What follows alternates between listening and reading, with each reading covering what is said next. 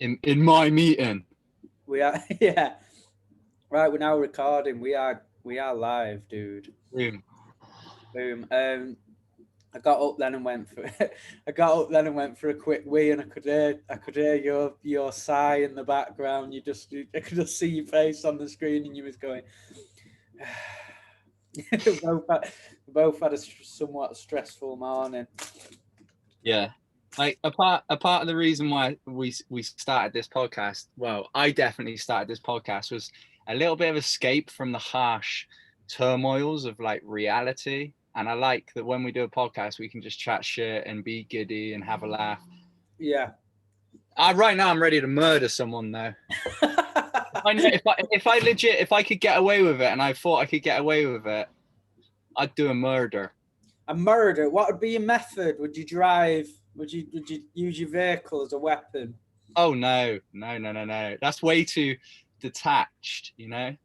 It would have to, like, I'd have to see the life leave the person's eyes. Like hands round the throat, Uh yeah. or Yeah, even more sadistic, one hand on the throat and the other one on your penis. yeah. Just poking the outside and just poking my asshole, not penetrating it, but just poking it, just like widgy on my butthole, whilst they're like being choked. Have you had a fresh trim, dude? What I'd do as well is I'd choke them half to death and then bring them back, like resuscitate them. This would go on for hours. Give them mouth to mouth, but you put fart into the mouth. Have some sort of ratio going on, like for every 4 oxygen breaths, you also get a poo particle breath. Yeah, dude, I have had a fresh trim. Thanks. Hey, thanks for Thanks noticing. for noticing. Thanks for the free parking. Yeah, and I went to Chepstow for it. So to give you some reference, because you're in Stockport, so you're probably like, I don't know how far that is. It's about 30-minute drive just over the bridge from Bristol to Chepstow. What it was my stepbrothers wanted to, you know, go on an adventure. So we went over to Cardiff, Yeah. did a bit of shopping.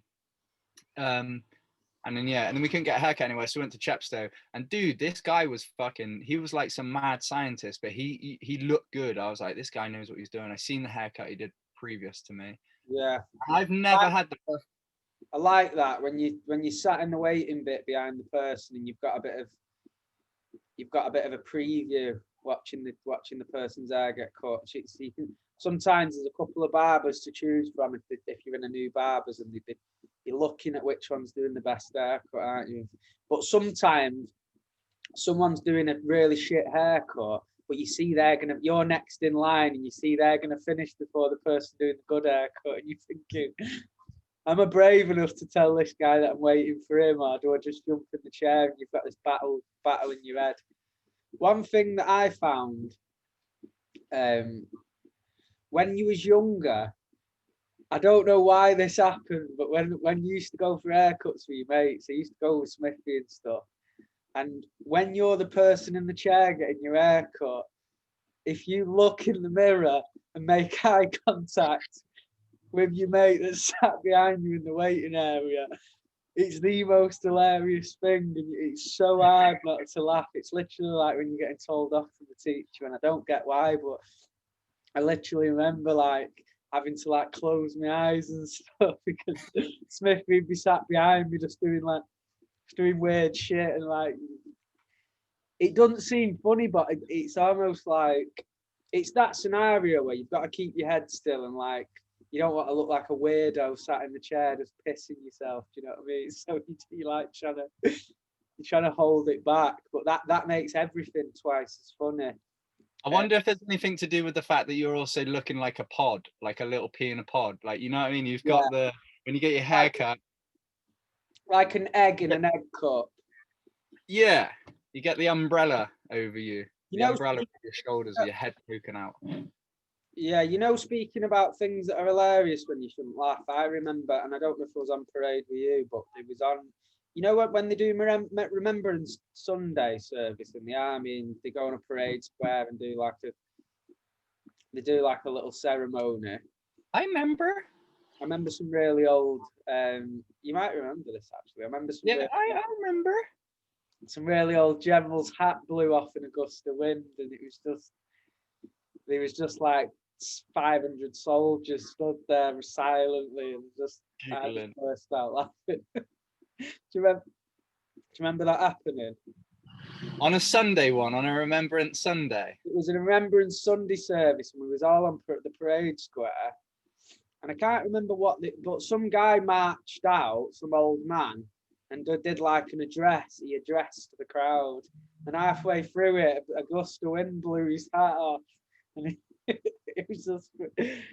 was proper funny. It doesn't even sound funny, but when you're in like a really strict environment where you shouldn't laugh.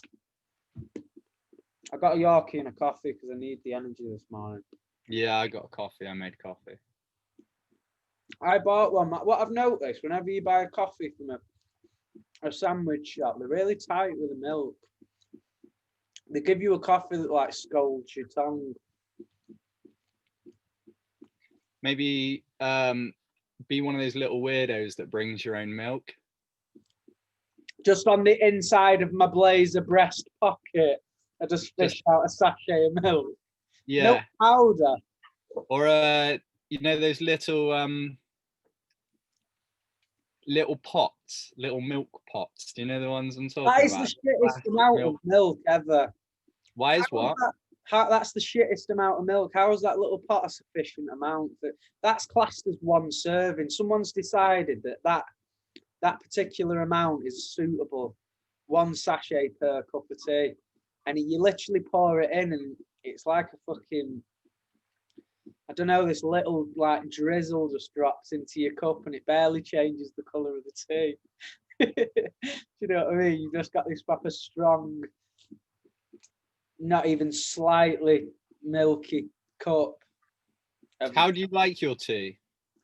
I call it scaring the tea bag, but I basically pour the water in and I just dip the tea bag in for a few seconds, still holding it, let it, and don't even stir it in, and then pour milk in. So it literally looks like a glass of milk, hot milk.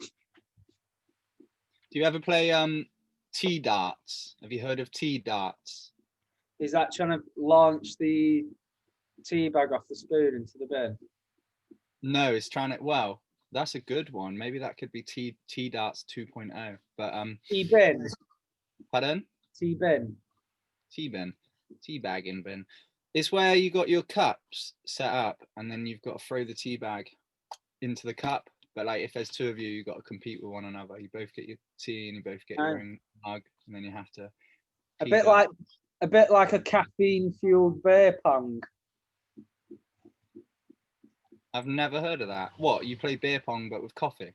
No. I said that's what it's an equivalent. It's like beer pong, isn't it? Oh yeah, because all right, caffeine from the tea. I got you now. I thought that was a legit thing, like coffee drinkers out there. No. Mad, like, it was. It might well be. I like it. So. No, you go. No, after you. I like your presentation this morning. You've got a neatly shaped haircut and a leisurely dressing gown. It almost blends in with the background. See, like over to one side, it looks on the camera like it's matching the curtains and stuff. It's like it says you're comfortable, but you're also looking to party. That's you. I've also looked after the net bag, the fruit bag.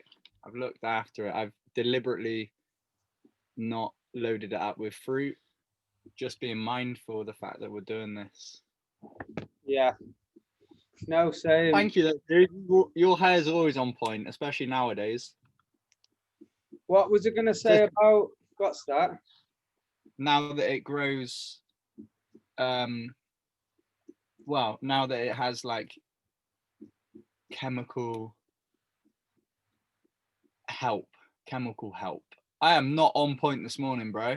What needs to happen is I'll be authentic and just say I came into this podcast livid.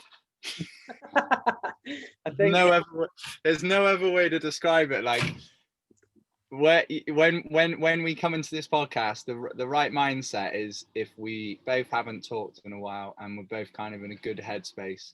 But I tried to set up. I didn't have any signal here. That was a bummer, but that's no issue. Then I had my coffee, put it in.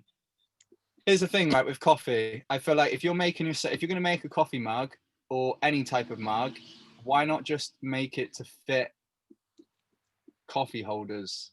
It just makes sense. It just go that extra mile and be like, hey, you know what? Whilst I make this coffee mug, I'm gonna ensure that it's gonna fit the coffee thing. yeah. Go that fucking extra mile. And anyway, so my coffee fucking fell over, exploded, went all over me. I had to get changed and all over my van. And then on top of it, I'm trying to do a podcast and nobody's turning up to it. I've tried to book in about 15 episodes and I've got one episode recorded. It's a strong start. What I did like before when I rang you, so I knew we was due on at 10:30, and I liked the fact that I rang you ready to apologise that I'm running a bit late, because I was expecting you to be like, yeah, I'm set up, dude, I'm just ready to send you the code. And you answered the phone saying, dude, I'm fucking livid. And I was just in a queue at a sandwich shop waiting to get my butty. As soon as you hear rage down the phone, you're like this. Yeah. Hands pressed together, looking to the skies, saying thank you, lipping. Oh,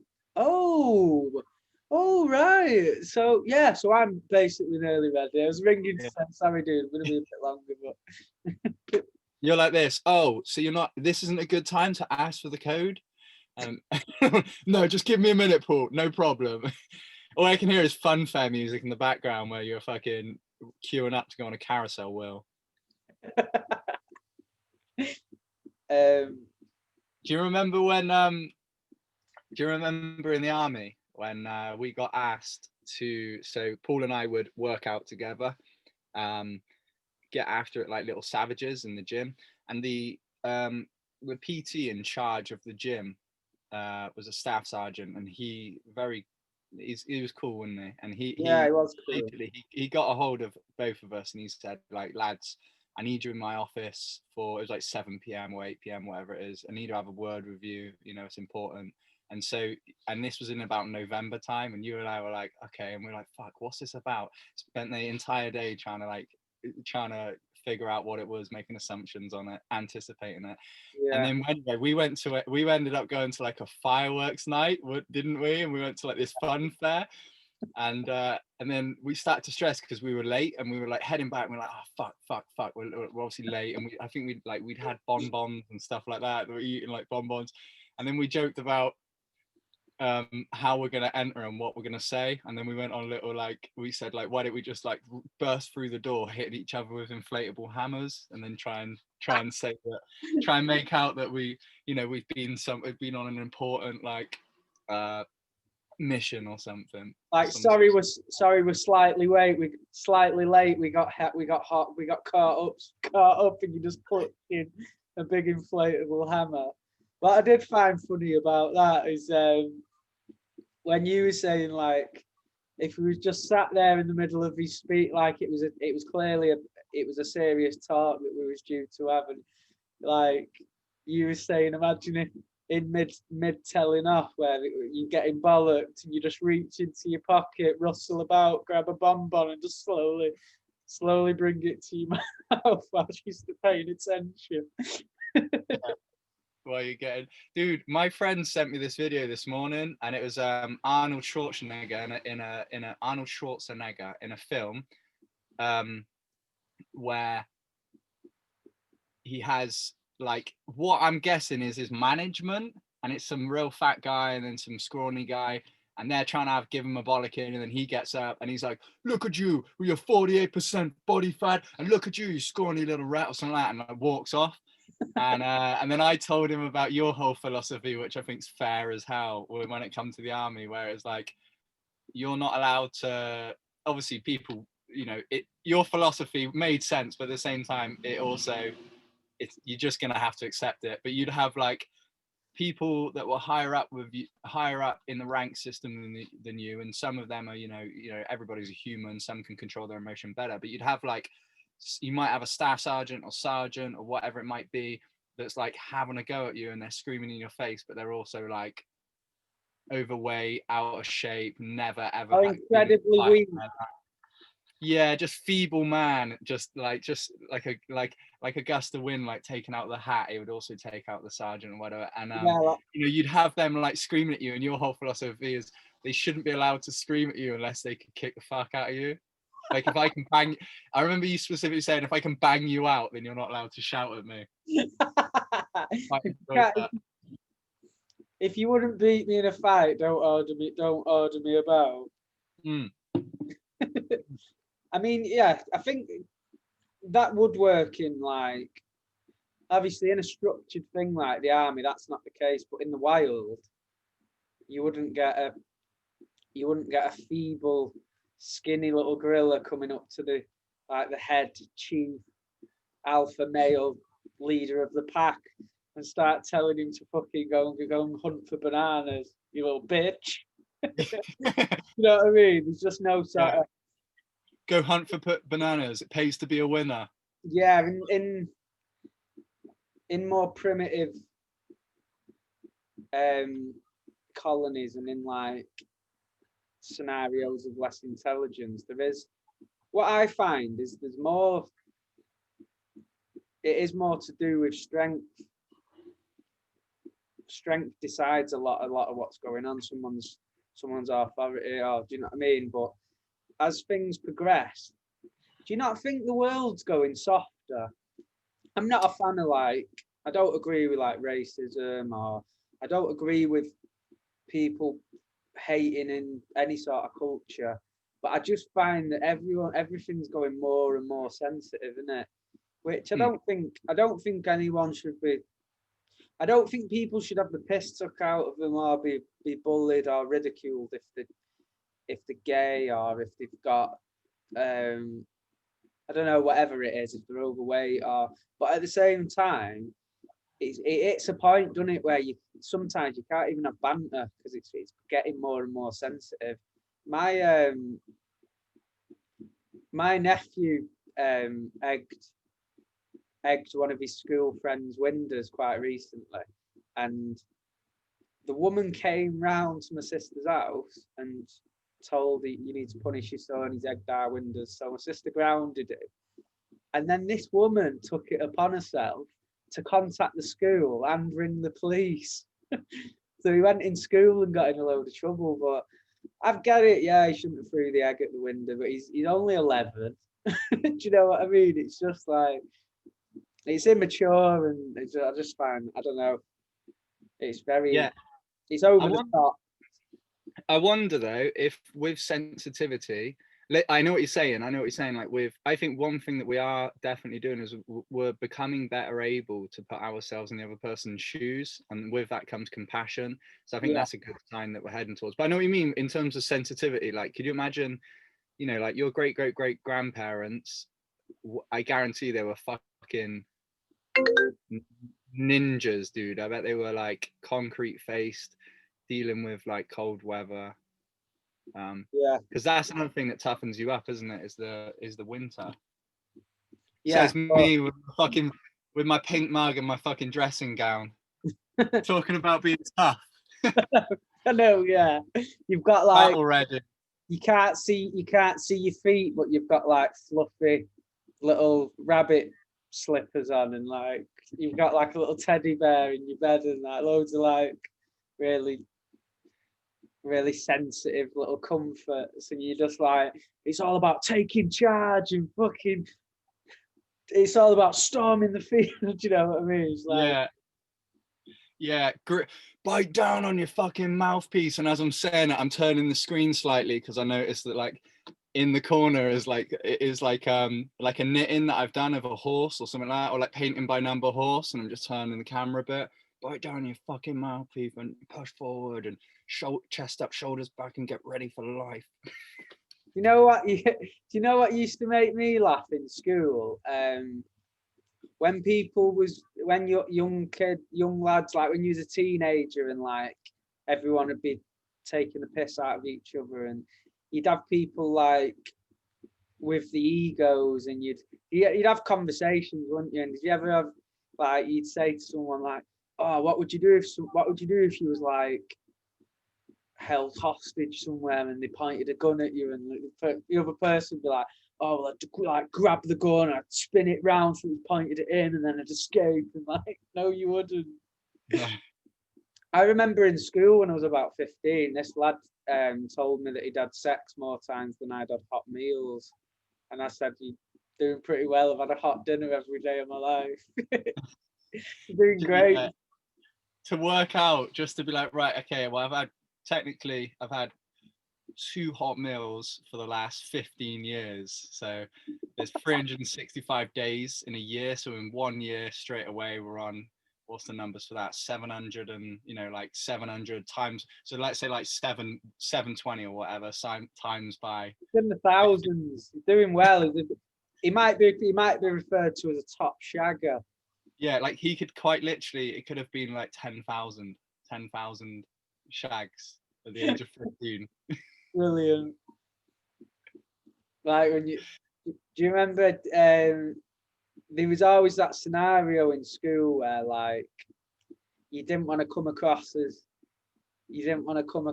like not on the same level as everyone else. So like you get to the age of about 14, 15, and like certain people in the year group had like slept with someone, and you're like, "Yeah, I have." Yeah. Like you've never even kissed a girl. You're like, "Yeah, we have." Do you know what I mean? You like trying to. And I don't know if you ever did this, but you'd when you were young as well, you'd organize a kiss. Like, do you ever do that? Like where you're I'm pretty sure, if my memory serves me correctly, like I'd organized a kiss by the swings at the end of the school. Yeah. At the end of the school, it was between me and this girl. It was like we'd like, yeah, all right, this is a thing now. Like we've organised 3:30. We're gonna meet at the swings, and we get off with her. It'd always be a friend of yours conveying the message, wouldn't it, to her friend, who's then telling her. It's like a chain of command, wasn't it, going down. Tell her 3:30. Do you know what I mean? Or Chinese whispers. Yeah. I wonder if that'd work if you were like 50 odd. Trying to arrange a kiss at 50. What do you Yeah. mean, like at the side of the pub or something? Yeah, get your friend to like go up to the lady, or the lady's friend, Go up to the lady. pass it down. Oh, so I see the fruit bags diminished again. It's become a bit of a thing where I like to observe it on every podcast now. So I feel like if it's not brought up, then I'm not giving our 3 subscribers what they come for, what they ask for. We don't have 3 subscribers. Take your fucking head out the clouds, dude. Yeah, our 1 subscriber. Get your head out the clouds. I did a podcast yesterday, and where I was, it was a fairly busy road, and what had happened, I was aware of it, was every time a vehicle went by, perhaps like a little bit too big or perhaps a little too fast, it would swing the netted. It would just swing it ever so slightly. And it just Sorry, dude. My phone just lit up for a sec then. And what's happened now? Who was it? I don't know. I didn't read the message. What does it say? Specifically, where did he live? Where does the sender live? What I've noticed now, so in my job, I had an iPhone, and then I got the iPad to do my tattoo designs. And when you've got an iPhone, when you've got different devices that are Apple, they sort of link up with each other. So, and then my next phone I got was a Samsung, so they were no longer compatible. So when the phone call comes through, all your messages just come through to your phone. But now I'm back on the new iPhone. Anytime anybody rings, it interferes with this recording because I'm on the laptop. it comes up on the screen ringing and stuff. So I've got to like put it down dead fast. You know what I mean? Yeah. It does the same on my iPad as well. So it's So what on your laptop then? Because you're recording this, so is it going to come up with that on the YouTube recording? I don't know actually. It's quite interesting. So I'd be interested to see if it does. Because I've watched YouTube videos where someone will get a Snapchat or someone will get a text message, and like Yeah. you can easily just pause the video and like read it, and then do some snooping around. Who is this person? You know, what I mean? Check them out. Yeah. Go ahead, snoop around. Go ahead, snoop around. Yes, Sainton. Oh, I'm sorry. I thought you were someone else. Dude, I love Jim Carrey, man. Like, I like where he's at now as well, where he's this like spiritual being, where he's just an enlightened yogi dude. He's a massive practitioner of manifestation, and he likes the belief that when you want something, you basically direct all your attention to it, you ask for it, and you change your actions in a direction that's going to get you that thing. But it starts with manifesting it mentally, doesn't it? It starts with thinking about the fact that it's not something you want, it's something you're going to have. That's where the thought process changes. He's like a living, he says he living proof of that because he went through that process, which yeah, I think there's a lot involved in that's beneficial from that. Do you? Yeah, I do. Yeah, like did the podcast with my friend who's into witchcraft the other day. I need to do another one because it's 3 hours long and then it cut out. We lost the whole thing. It was pretty devastating. But he said there's 3 different types of spells that you can do. He said the first one is why do I struggle with this word? Physiological. Physiological. Yeah, physiological, which will be to do with your body, how you feel, how you think. You know, this can be like I said about Wim Hof, the Iceman. He can do incredible things, you know, where he can tap into his endocrine system or his adrenal glands, and they can inject him with something that's going to fuck up his endocrine system, and then 24 hours later he's got rid of it. Obviously he's run marathons in the Sahara Desert with no water. He's climbed Mount Everest in his pants. He's like known as the Iceman. He can submerge in ice for 24 hours and not change his body temperature. He can do incredible things. And so that's like the physiology side of it. And then the second one is which is manifestation, is the psychological one, where you sort of program how you, and I guess it comes into physiology as well, because if you're thinking in a way, and then in order to manifest it, they say you need to feel it, you need to feel how you'll feel to have that, and then you can bring it in. And then the third one is the laws of nature. So this can be like, you know, cyclical, how, you know, the universe is on a cycle and everything has the seasons in cycles. Women having periods every month in cycle. Yeah, so what they're saying is everything comes back round. Yeah, so you can like influence like the laws of nature as well. So it's like I found that quite interesting. That's one of the things I took from the pod. Quite fascinating. No, You're quite big on it, aren't you? You're quite big on like, I mean, the law of attraction gets shit on. I think one thing it does do, I think everybody like should just read it, because what it can do is if you're like, oh, why me, victim mentality, like me this morning, you can kind of read it and be like, oh yeah, I am grateful for what I have. I do have a lot in my life and I am grateful. Yeah. And if you can change, if a book can do that and just influence you ever so slightly, then it's a good thing. What I think people need to be careful with the law of attraction, and my view is it's a massive tool that'll help you in the direction of getting what you want. But I think that if you read the law of attraction, you changed your entire mental outlook on everything. You manifested everything mentally, but you made no actions towards that. Then you'd pass quite a lot of time had passed, and you'd turn around and say, well, I did everything. Why is this not working? I'm being grateful. I'm thinking about this thing all the time. I'm driving towards it, but actions, things need to be put in place, don't they? Things you have to start breaking down the steps it's going to take to get that thing, and you have to do each one, and you don't change until that one's complete. So I want to go, I don't know, I want to go and say, for example, you wanted to get a shop selling, I don't know, say you wanted to open your own bar. Well, you'd have to break it down. What does this need? I need a license. I need a license to sell the alcohol. I need to find a premises. I need to look for staff. But you break that right down to the first step. What's the first step I need to do for that? And that's what some people think. They read the law of attraction, start being grateful, and start thinking.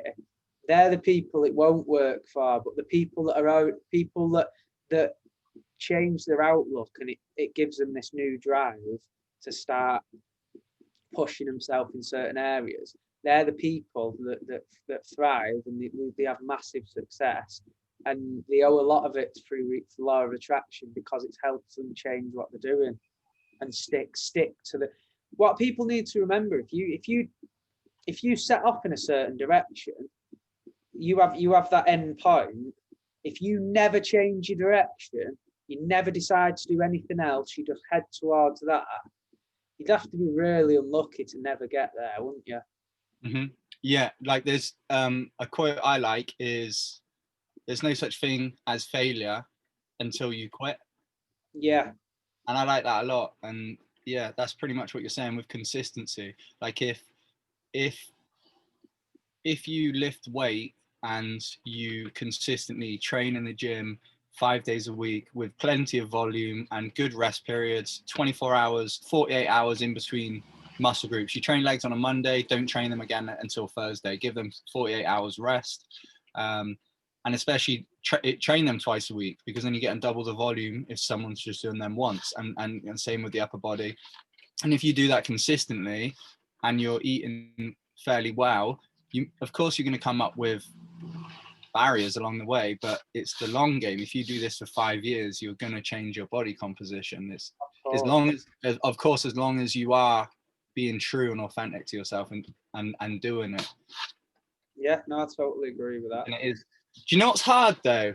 You know what's really, really fucking hard is when you begin. Now, there's a dichotomy here, because when you begin something, it can be really easy because you're very enthusiastic and you're very excited. So it can be easy right at the beginning. Then you can experience the dip where it's a lot harder, where it becomes a lot difficult. But what is difficult as well, the dichotomy is, it can also be hard at the beginning, because at the beginning, especially like things like weight training, you're not going to notice it. It's going to be the first like few months. It could take you 3 months until you start to really notice, like changing your how your clothes fit, or other people talk about you, or how you look in the mirror. It could take 3 months to begin with. So those first 3 months are going to be tricky. But when you get the momentum, and then when you're actually like, I'm really enjoying this change, I can see the positive change, that's the thing that will help carry you. Yeah, massively.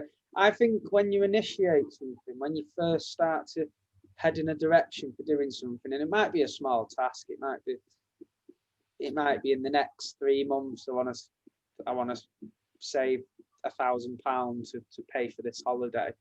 And once you start the process towards doing that, I find that initially you shouldn't monitor the progress, because at the very start it can be disheartening to watch something not really growing at the start. And then so you should have periods where you think, right, well, I'll check back this in a month or so. Do you know what I mean? And what can tend to happen, especially in the in to do with training, people can weigh themselves straight after a session and think, fucking hell, I've not lost any weight. Or like the next week they do that same session, because what can happen, you know yourself, your strength can be going up slightly week by week, and then you can have 1 week where you go in the gym and you're actually weaker that week. So that can knock you back a bit and make you think, well, fucking hell, I've come backwards in my progress. So sometimes you shouldn't pay too much attention to it at first. I don't think you should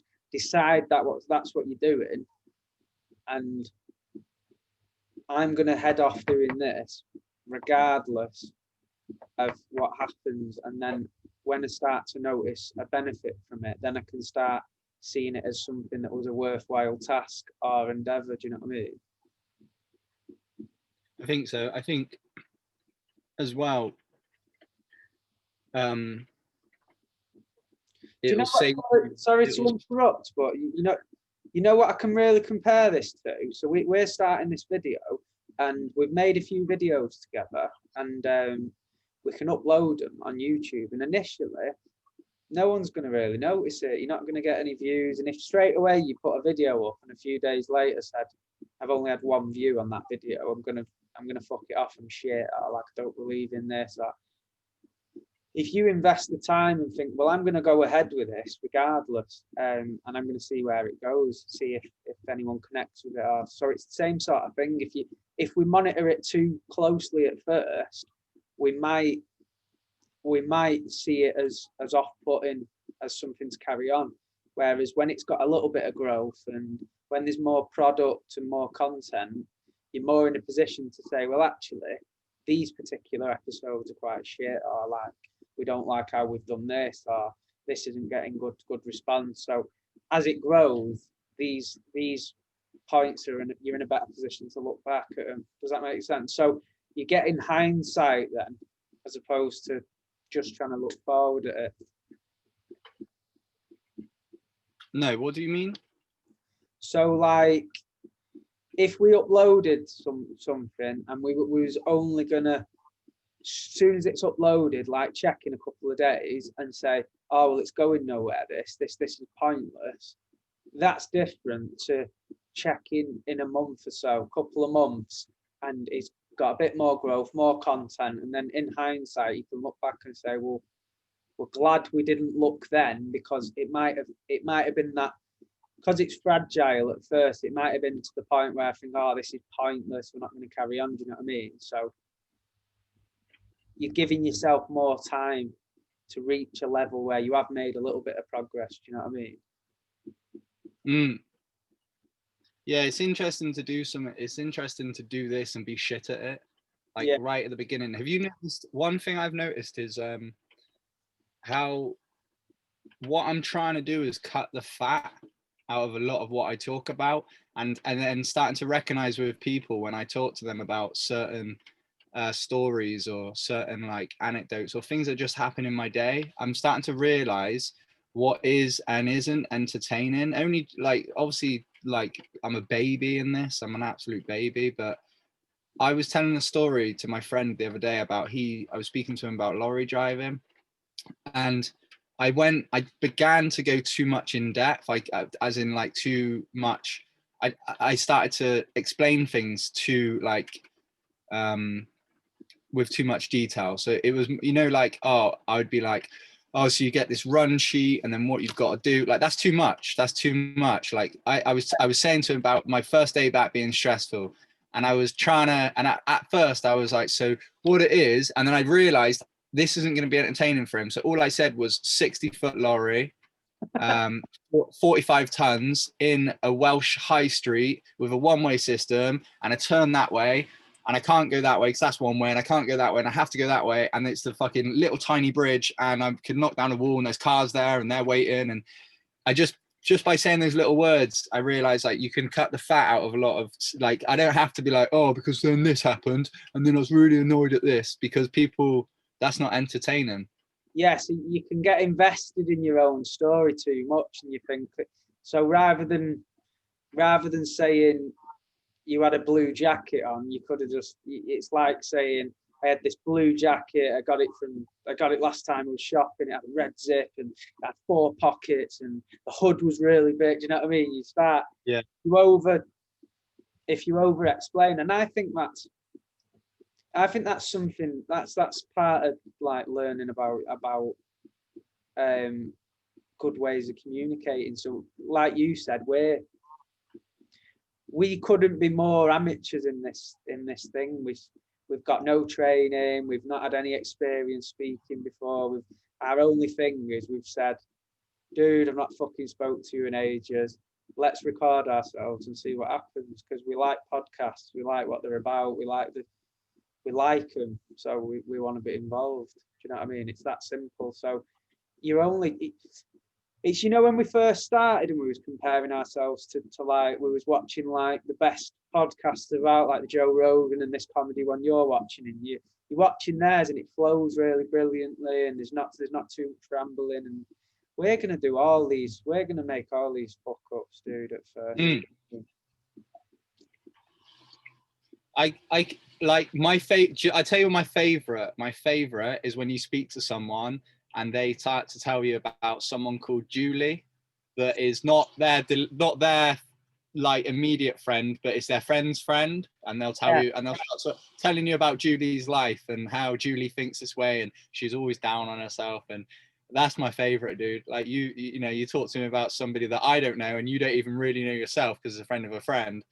Then you've got my attention, baby. I'm with you. Let's go. I'm firing all cylinders. Is that something I do a lot? No. Why? Do you think that was a dig? No, it's just something I could imagine myself doing. I'm quite.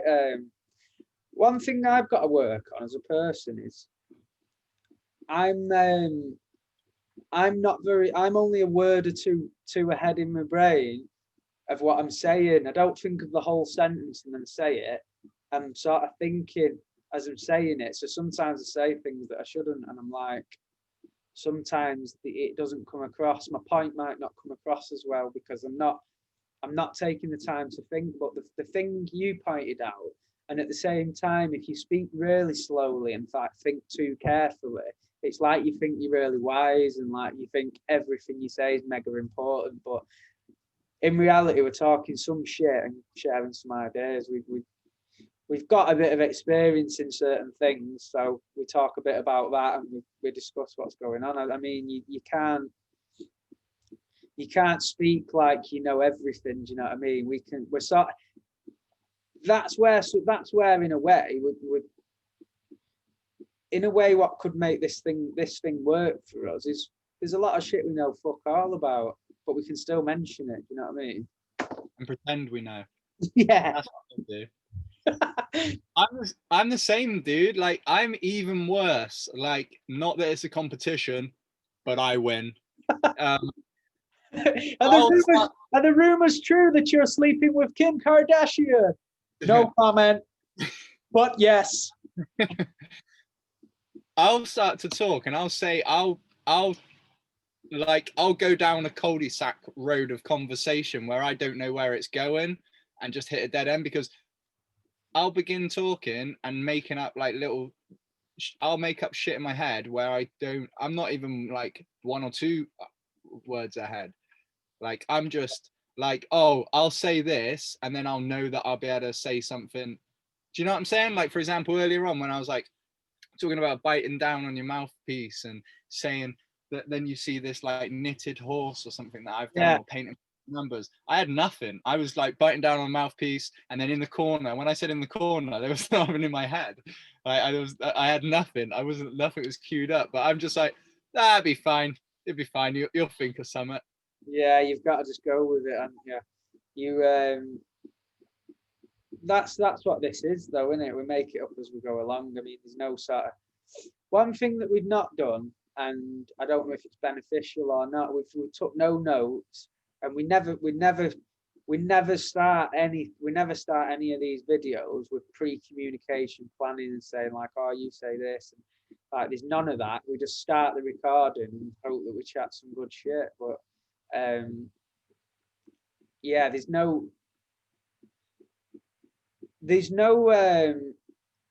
it's authentic because there's no like structured. What's that? You kept saying no, there's no, so I said no place like home. But it didn't land because it wasn't. It'd be better for in person.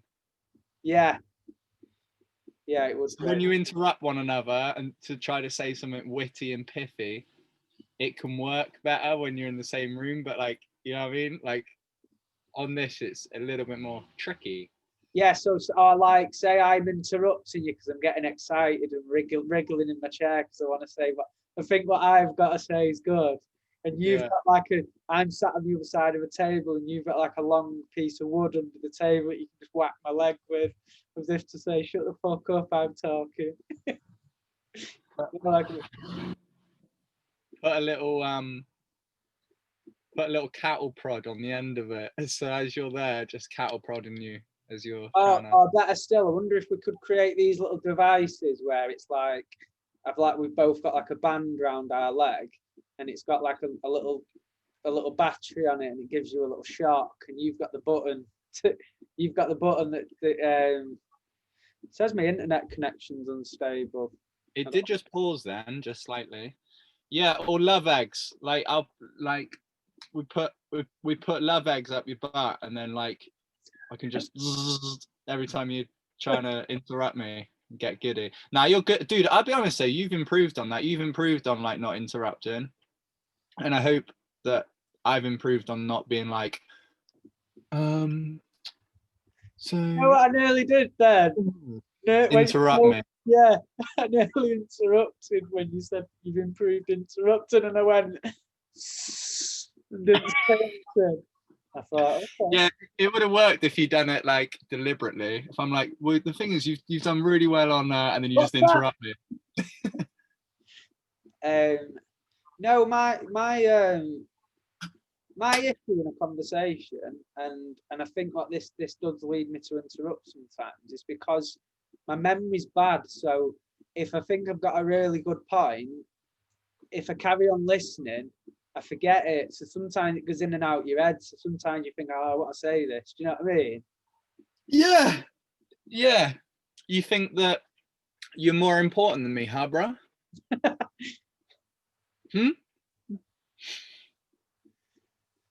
Like I'm trying to take the dominant role. You know, like do you remember when you? Yeah, shut the fuck up. Anyway, so. You know, like when you was younger, when people used to say you can't wear your watch on the certain arm because that's the gay side.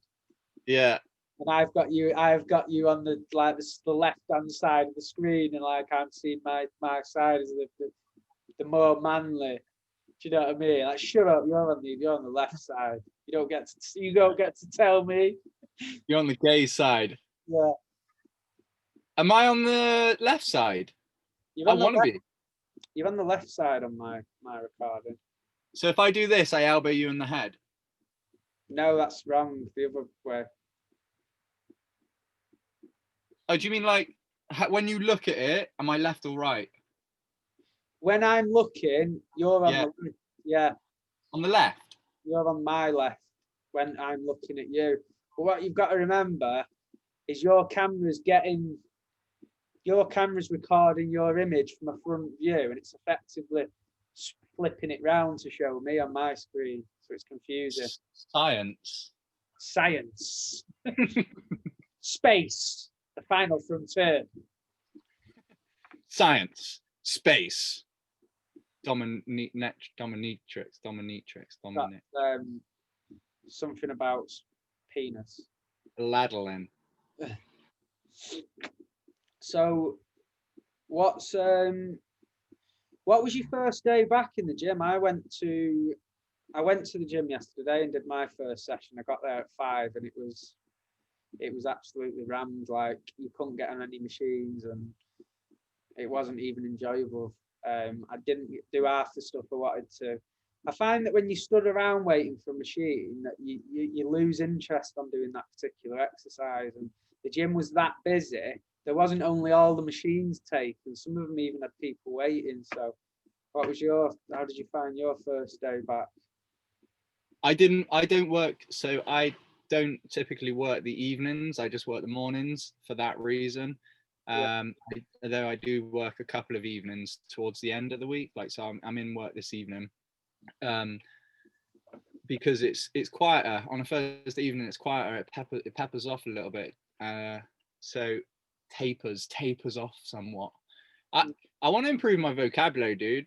Like, I was at a space or a place where I could like say words and they would be in the right context and conjunction, and I wouldn't know what they meant. So I'd be talking to someone and I'd say a word, and then in my head I'm like, oh, that's a good word, and then I look it up and I'm like, oh my god, that worked as well. That was like Yes, you get that a lot from reading, don't you? Which yeah, I I've done that quite a lot, where you've used the word and it's you've used it in almost the same sentence you've heard it in response to a similar scenario you've heard it. So you have the confidence that when you say it's not going to sound stupid, but you don't know what the fuck you're talking about, and it feels yeah, good.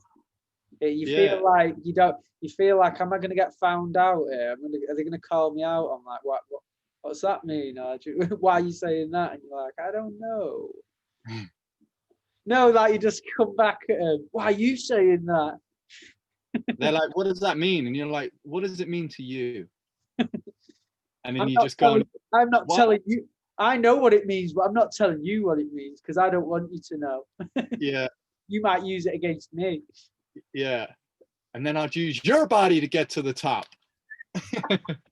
Like, I'm just going to go on my phone and look at something right now. But what do you think it means? What does it mean to you? You know, reality is subjective.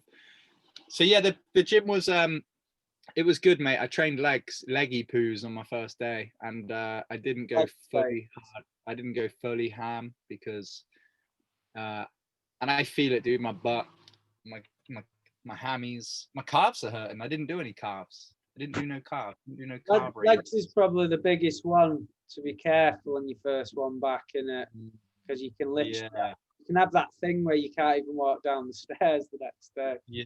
Or sit on the toilet. Yeah. Brutal. And the best time to train is probably if you want it to be quiet is 8 a.m. For some reason, 8 a.m. people Yeah. don't turn up. People it's 8 a.m. is the quietest one.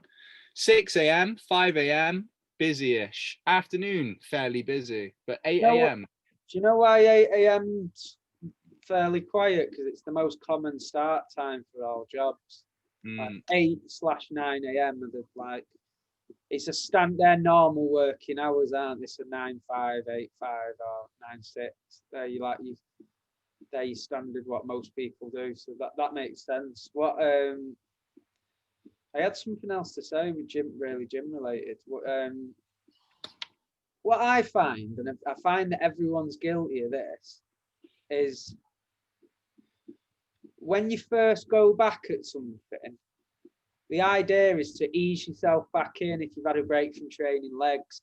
The perfect way to do it would be to ease your first session back in, and the next day not really feel any DOMs. Do you know what I mean? You not have any soreness and like feel a bit tight but feel good. But it's so difficult to do that, and it's so much easier to just go back in your first session and just go for it, innit? Because Yeah. in a way, when your muscles are sore, that suggests that they've worked hard. But in a way, you can avoid that, but a lot of the times you don't. Do you know what I mean? Yeah. What I'll do with clients, if they haven't trained and I'm aware, well, obviously it all depends on like if they're new, that's different. But if it's a client that's ongoing and they've been with me a couple of years, and now if they come back and they're like, oh, I'll be honest with you, I didn't really do a great deal over lockdown because some of them did online training with me, some of them did virtual workouts, some of them was just like, nah, leave me alone. And the likes of nah, leave me alone. What I will do is like mix it up. So I might do, and this is a good way to do it, like to train is like you say, is maybe do a full body one or maybe do an upper body one and just hit one exercise for one muscle group for each muscle group, or like do some squats, then do some bench press, and then do some cardio or some boxing or kickboxing or whatever it might be just at the end. So it's like then you've got a little bit of cardio in, a little bit of striking as well. It feels good to hit pads. Yeah, and then you've done some squats and some bench. You've done a little bit of legs, a little bit of chest, and then like the next day, there's certain ones though where I'm like, I don't give a fuck. Like if I didn't train arms in a while and then I went back to training arms, I don't give a fuck. I'll blast my arms because they'll never be like, oh my god, I can barely move. Yeah, no, I get that. I think there's very much like people that are not very experienced in the gym as well. When they feel sore from the gym, that tells them they've targeted the area, and it tells them you've worked hard and you've got the pain to prove it. But yeah, like you said, sometimes when you are more experienced, you can benefit more from easing yourself back in. So you can start and just do a session that is a little bit lighter, and it might not feel like you could go a lot heavier, but you're saving yourself because you want to progressively move back in where you are sort of feeling the same level of muscular soreness or your muscles being tight and worked. Do you know what I mean? Yeah, and if you're ill, or let's say you think that you're a little bit under the weather, or you have been under the weather and you're going back to it, or if you're in the mindset of, oh, I really, really don't want to do this workout today, and your mind's playing fuckery with you, what you can do is you can just be like, okay, what I'm going to do is I'm going to go through the motions. I'm going to do every workout that I have planned. However, I'm just going to go like 20%, 30% of the weight. So if you've got a leg day and you've got to do 4 sets of 8 squats, and say it was supposed to be at like 115 or 110 or whatever it might be, just do it like 40 kilo. I'm going to do 4 sets of 8 at 40 kilo. And then you got to do some leg extensions or some RDLs or whatever it may be. And then just so do the motions and do the numbers that you've got in your mind or you've got programs for you. So where you'd normally do like where you'd normally do 80% of your rep max and do sort of the rep range of 6 to 8, you'd come right down to 4. Yeah, it's just like a 4 on the RPE, the rate of perceived exertion, which means, as I know you know this, but it means, 1 being, like 10 being maximum effort, you cannot do another rep. So if you do 8 reps and you literally, someone held a gun to your head and you couldn't do another rep, you'd be at 10. That's your maximum effort. 1 would be chilling. Like, that was so easy. I'm on the sofa with my dick in my hand. I'm happy. Like, easy. And then, yeah, so all you do is you'd be like, right, okay, I'm feeling like this. I'm just gonna, and then what will happen most of the time is as soon as you start to train, you start to do the reps and start to do the exercises and the sets, then you just get into it anyway. And then you end up kind of, a lot of the time, you end up just being like, this is fucking, because I think that's a good thing to do, is go into it with the mindset of like, okay, my mind's being fragile and it's being a little bitch. So I'm going to be like, okay, mate, come on, I'll walk you through, like hold its hand and it's okay, we'll do lighter weight. Yeah. And then when you get in there, you're like, motherfucker, let's go. And just in up for it then. There's a lot of things in the gym as well that can egg you on. Like you can see someone next to you that looks weak, looks smaller than you, and he's lifting more weight, and you just think it's like your ego can come out a bit, can't it? And you think, I need to do heavier. Do you know what I mean? Fuck yeah, dude. Definitely. It's weird, isn't it, how we want to be heavier than people and bigger than people. Like, I always want to be heavier. Yeah, I mean now I'm sort of out of shape at the moment. I'm wanting to be slimmer now, mate. But that's because I've put weight on. If I was slim, I'd probably be wanting to be stacked. You know what I mean? So you're always looking for what you've not got, aren't you? You know what I mean? I think that's a part of it. You're looking for what I do think that is definitely a part of it, looking for what you haven't got. And I think it's also in line with how you feel. So if you feel fat, you don't want to, or you think you look fat, then you don't want to look fat. And if you feel like you're small and if you've got a bit of muscle, but you feel skinny. Dude, I love how each description was just describing me. It's like, if you feel like you're this little fat, blonde, ugly, northern bastard who does tattoos for a living, each description is just more like just centering on me. Then you need to look in the mirror and have a fucking word with yourself, you twat. I'm like out in your darkest secrets and insecurities as well, like shit that you've told me that you just like real like this is some you know, I'm taking this to the grave, but I'm just outing you as well. Yeah. If Nah, anyone, the second what's that? the second description was me. You know, I'm not fat, but I feel skinny. Yeah. I'm not, well, to some people, if someone's fucking jacked, they'll look at me and they'll be like, ah, he's skinny. But like, to the everyday person, they might not think that I am, but I feel it. I feel it. And it does change. If I'm eating quite a lot of food and I'm working out really hard and getting savage workouts in, I can look at myself and be like, no, I'm happy. I don't feel skinny. So a And lot of it's that's positive. a lot of it, I think, is down to how much you've trained. So when you feel pumped and you've got a satisfied stomach where you've been eating good, healthy, stodgy meals that are gonna help give you a lot of calories, then that can make you feel the size you are. Whereas sometimes when you've got none of your muscles are tight. And you know what I find a lot as well, when it goes into the winter, when you go quite pale, like it can make you look shitter. So like your shape doesn't look as good as it would in the summer when you've got a nice tan. And, do you know what I mean? So that can play a part as well in how, like, giving the impression you're not quite the size you are, or do you know what I mean? Do you think you'll use sunbeds? I've not used them for a bit, but I'd go on now and again. But what about you? Yeah, I want to do one. You've not been I was on saying to for myself, ages. nah. And I was saying, if I can't go on holiday in the winter and get some sun, then I do want to go on the sunbed. I'm taking vitamin D's and stuff, but you do feel better, don't you? I'm not gonna like, excuse the pun, I'm not gonna tan it, but I'll certainly like just, I don't know, like just do like 7 minutes, like maybe like once a month or I'm so. not going to go on for too long. I'm just going to do 20 minutes a day for like a month. What biscuit are you eating, dude? What's your choice? Fruit shortcake. Nice. They're nice, them, aren't they? Mm. A good size packet as well. It is, isn't it? Yeah. It trumps our microphone. Hey, it's not unlike the size of my thing. Whatever that means. Right, bro. Fuck this podcast. I'm done. Yeah. You ready? See you in a bit, mate.